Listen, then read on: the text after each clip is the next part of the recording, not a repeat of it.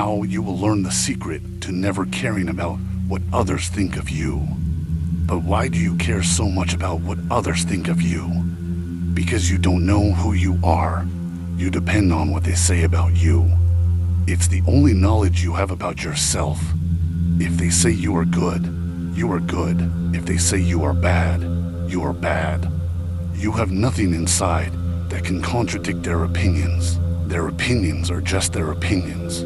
If I am good, I am good. What they say doesn't change anything. If I am bad, I am bad.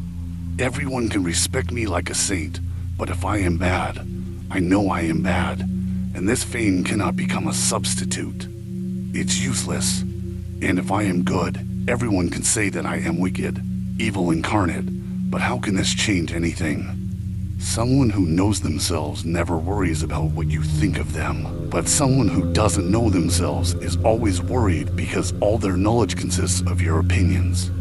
Their knowledge is just a file where they have accumulated what people think of them. This is not self-knowledge. It's ignorance of oneself that you hide and disguise through the opinions of others. Your identity, your image, is made by others. You are doomed to constant anxiety because others keep changing their opinions. Opinions are like the weather. It's never the same.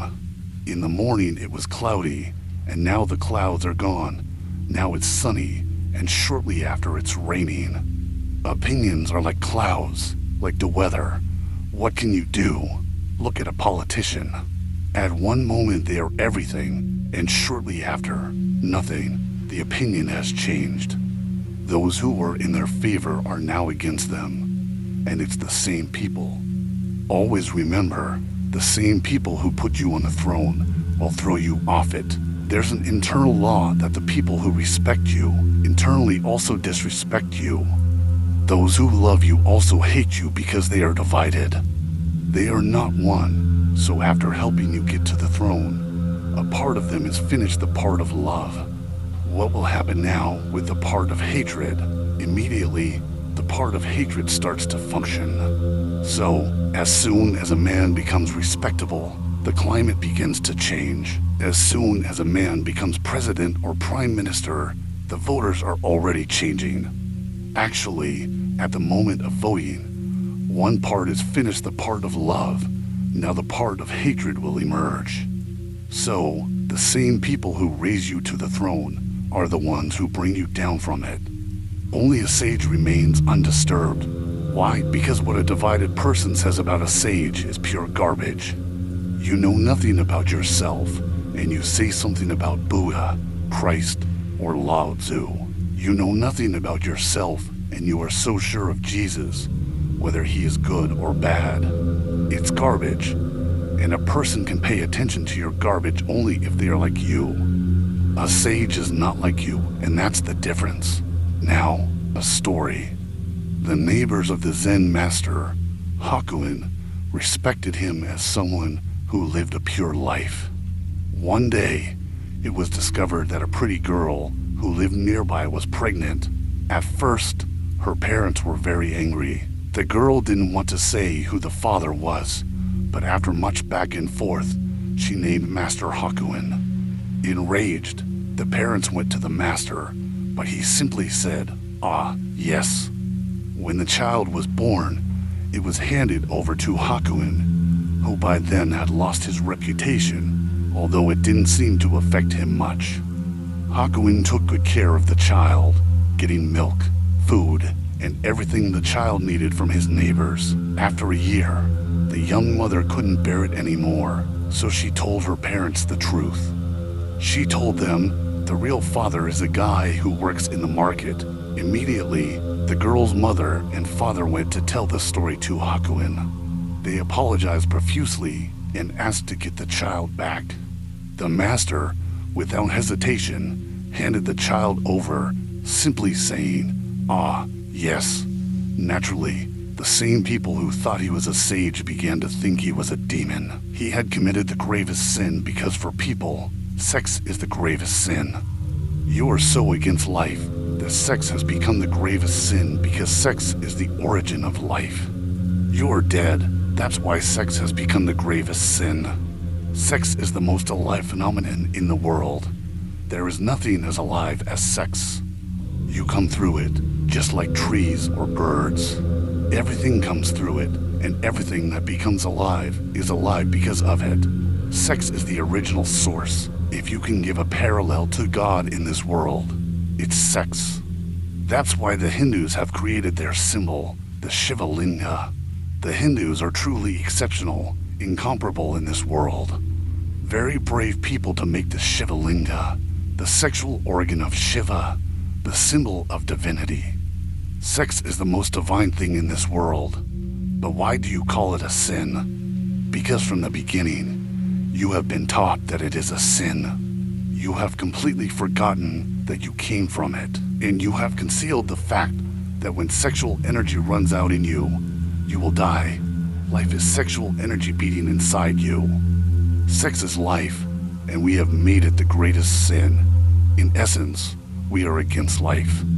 That's why when you find out that a saint has had a sexual relationship, their reputation disappears instantly. If they were a thief, it wouldn't be as bad. You could forgive them. If they were accumulating money, you could forgive them. Greed is not a big problem. Anything else they might have been doing, you could forgive them. But sex, impossible. And when you find out that a great sage like Hakuin has impregnated a girl, obviously not only has the respect disappeared, but he must have been heavily insulted. It must have become impossible for him to go around the city. Surely, people threw stones at him, the same people who had brought him garlands, flowers, and had bowed at his feet. The same people, but Hakuin remained unfazed. The story continues. Hakuin took good care of the child, getting milk, food, and everything the child needed from his neighbors. After a year, the young mother couldn't bear it anymore, so she told her parents the truth. It must have been too much for her to see that respect for Hakuin was lost, that people insulted him, that the whole city was against him, and that he meanwhile continued to beg for the child. He was begging for the child, trying to get milk and food, and doors were closing in his face. It must have been truly difficult for her, so she told her parents the truth. She said, "The real father is a guy who works in the market. Remember, real parents always work in the market." The story ends. Immediately, the girl's mother and father went to tell the story to Hakuin. They apologized profusely and asked to get the child back. The master, without hesitation, handed the child over, simply saying, "Ah, yes." Whether in grace or disgrace, the sage remains the same. Respected or insulted, the sage remains the same. In life or in death, the sage remains the same. Again, he limited himself to say the same words. Yes.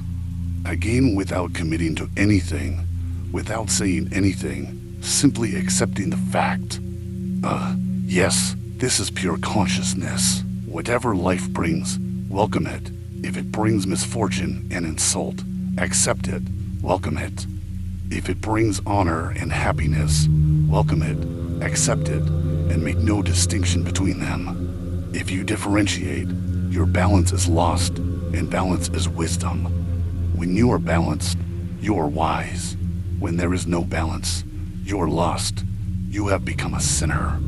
Sin is not something you do. Sin is something that happens within you when balance is lost. It's not an act, it's an internal balance. In this, between both, neither leaning this way nor that. Remember, no one can detect your internal balance, only you can feel it. It's so subtle, just a slight movement, and you're no longer at peace, no longer centered. You've lost the divinity because what does a slight inclination mean? It means you've chosen. A distinction has been established. You've said, this is good, this is bad. Expectation has arisen, desire has sprouted.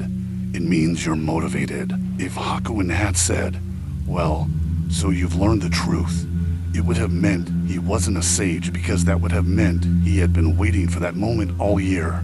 Not being present but thinking about the future the whole year. If he had thought, one day, the truth will be known, and people will respect me again when they find out the child is not mine, then he would have been waiting. But balance would have been lost. If he hadn't been a sage, he would have been praying to God for him to reveal the truth to the people. But why? If a child has happened to you, if life has brought you a child, who cares who the true father is? It doesn't matter who gave him all the care, like a father. The child needed a father. That was the question, and Hakuin became his father with as much love as no other man could have done it. It wasn't the child's fault. He wasn't against him. If you had been in Hakuin's place, you would have killed the child because he was the cause of your disgrace. You would have gotten rid of him and moved to another town where people respected you because they didn't know you. You would have done something to defend your respect. But Hakuin just took care of the child without worrying about the people. What people said wasn't the question. It didn't matter. The child needed a father, so Hakuin became his father. He didn't flinch. He didn't react. And then, when you care for a child with so much love and for so long, attachment is inevitable. Even if the child is not yours, the child becomes yours. Living with a child for a year and sacrificing so much for the child creates a deep bond, a profound relationship. You become attached. But when the relatives returned and explained the whole story, apologized, and asked him to return the child, the master handed over the child without hesitation, without a single tremor of attachment. He simply handed over the child and said, "Ah, yes," as if nothing had happened. The whole year had been a dream. Only the dream had broken, and you're awake. A sage lives in this world among you as if living in a dream. You are shadows. He lives among you as if playing a role. He doesn't get involved. He's here, but not inside. He remains a stranger. Remember, your attachment creates deception, and deception is not outside of you. The illusion is not outside of you. It's within you, in your attitudes, attachments, choosing for this and against that, making distinctions. It's within you. You create your illusion, and then you live in it, and then it confuses you. In that state of confusion, you can never see the real.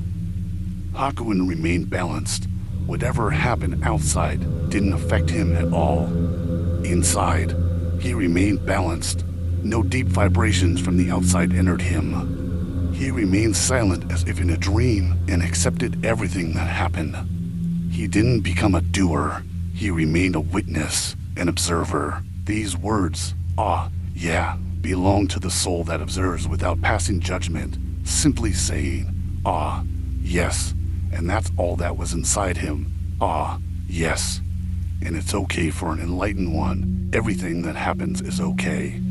He has no choice, and when there's no choice, there are no thoughts, no mind. Without a mind, the illusion disappears.